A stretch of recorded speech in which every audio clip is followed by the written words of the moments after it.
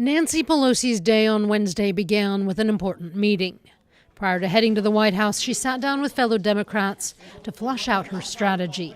There have been rising calls to begin impeachment proceedings against Donald Trump, but she's against it, preferring multiple congressional probes.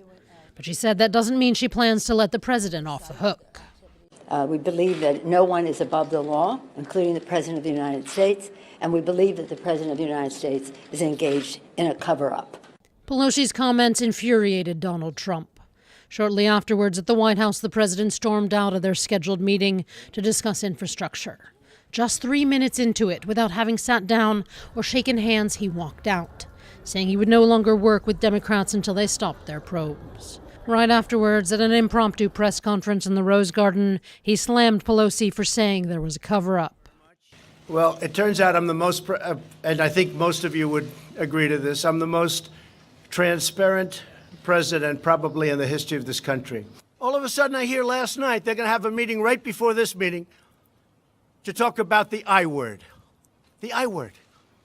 Pelosi and Trump's tit-for-tat goading would continue throughout the day, on Twitter and in interviews. But the question of to impeach or not to impeach remains a divisive one among Democrats, looking to the 2020 elections. And Trump's ire means that any already unlikely bipartisan efforts on his policies have ground to a near halt, signaling he plans on making his treatment by Pelosi and the Democrats the focus of his upcoming re-election campaign.